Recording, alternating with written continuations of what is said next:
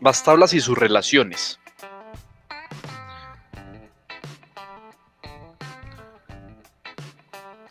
Como ya vimos al inicio, las tablas son objetos fundamentales de una base de datos, porque en ellas es donde se conserva toda la información.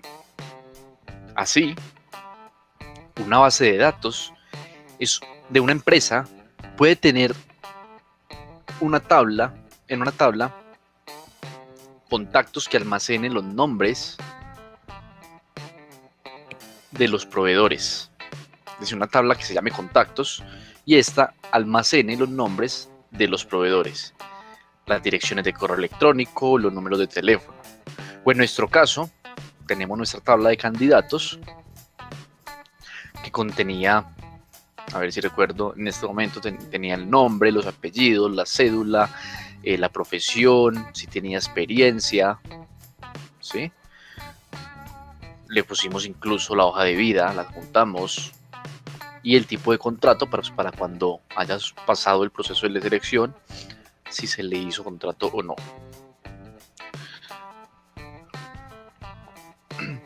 Las relaciones entre tablas permiten evitar los datos redundantes.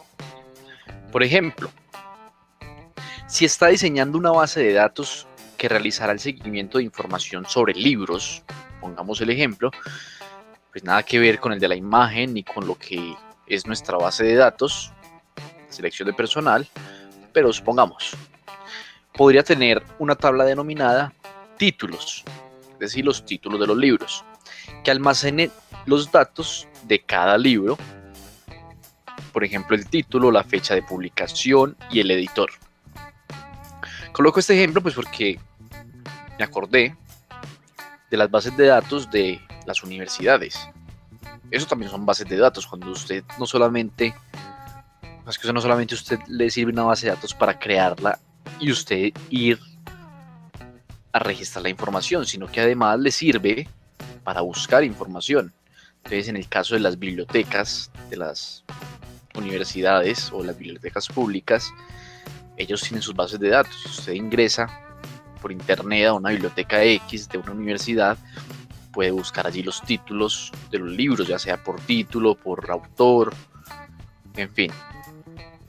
También hay información que podría desear almacenar sobre el editor, como por ejemplo su número de teléfono, dirección y código postal. Si fuera a almacenar toda esa información en la tabla de títulos, el número de teléfono del editor se duplicaría para cada título que el editor imprimiera. Entonces, para asegurarse de que los datos se mantienen sincronizados, puede forzar la aplicación de integridad referencial entre tablas. Las relaciones de integridad referencial ayudan a garantizar que la información de una tabla coincida con la de otra. Por ejemplo, cada título de la tabla títulos debe estar asociado a un editor concreto de la tabla editores. No se puede agregar un título a la base de datos para un editor que no exista en ella. Esto no se preocupen si de pronto lo ven explicado un poco enredado. Ya podrán, cuando lo estén practicando, podrán verlo. Les voy a dejar en el enlace algo que es muy claro, o sea, lo desmenuzan muy clarito allí, entonces podrán aplicarlo. Los tipos de relación.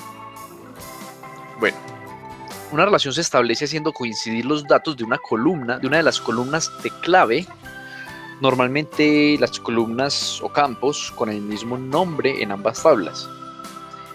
En la mayor parte de los casos, la relación conecta la clave principal, recuerden la llave que teníamos por allá dorada, esa es la clave principal, o la columna del identificador único de cada fila, también se le puede llamar así, desde una tabla a un campo de otra tabla, es decir, los conecta esta clave principal a un campo de otra tabla. La columna de la otra tabla se conoce como clave externa. Entonces, lo primero que vamos a tener es una relación de uno a varios, que es el tipo más común. En este tipo de relación, una fila de la tabla A puede tener muchas filas coincidentes en la tabla B, pero una fila de la tabla B solo puede tener una fila coincidente en la tabla A. Ustedes lo pueden ver aquí el gráfico. Este 1 significa de 1 y este signo de infinito, varios. Entonces de 1 a varios.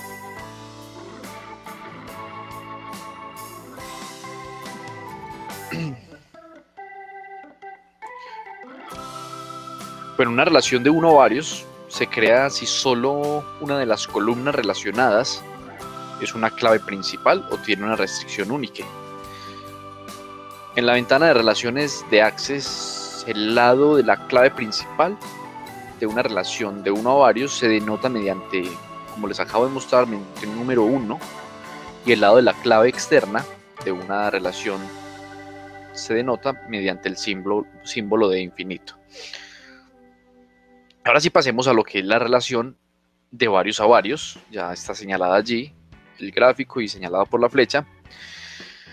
En una relación de varios a varios, una fila de la tabla A puede tener muchas filas coincidentes en la tabla B y viceversa.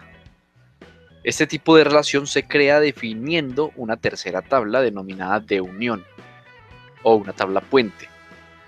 La clave principal de dicha tabla, o sea, de la de unión, está compuesta de las claves externas de ambas tablas, es decir, de la A y de la B. Ustedes pueden ver aquí a los extremos A y B, que se podría decir, por ejemplo, la A, y esta podría ser la tabla B. Y esta de aquí es la tabla puente, la tabla que las une. Y finalmente tenemos un tipo de relación que no es muy común, que era la relación de 1 a 1, donde una fila de la tabla A no puede tener más de una fila coincidente en la tabla B y viceversa. En la relación 1 a 1 esta relación se crea si las dos columnas relacionadas son las claves principales o tiene restricciones únicas. Este tipo de relación no es común porque la mayoría de información relacionada de esta manera estaría toda en una tabla.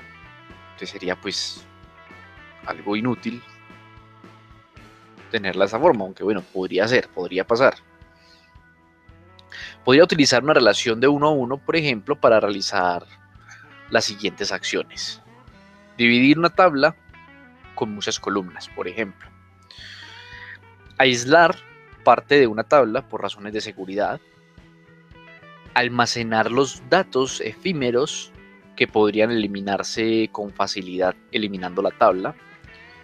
Y almacenar la información que solo se aplica a un subconjunto de la tabla principal. Al crear una relación entre tablas, no es necesario que los campos relacionados tengan los mismos nombres. Sin embargo, deben tener el mismo tipo de datos, a menos que el campo clave, el campo de clave principal, sea un campo autonumérico. Solo puede hacer coincidir un campo autonumérico con un campo numérico si la propiedad tamaño del campo de ambos es correspondiente del 1 al 1, ¿sí? Es decir, si la propiedad de tamaño del campo de estos dos campos, perdónenme la redundancia, es correspondiente y es la misma. No sé si me hago entender. De todas maneras, ustedes van a ver, recuerden lo que veíamos en la parte de diseño, propiedades de campo. Hay una que dice tamaño del campo, debe coincidir, ¿sí? Bueno, en la descripción van a poder ver más en detalle esta parte. ¿Listo? Finalmente, pues vamos a ver luego de este video lo que es son las consultas. Esa parte va a ser muy importante porque nos permite precisamente buscar información dentro de nuestra base de datos. Entonces nos vemos en la próxima lección.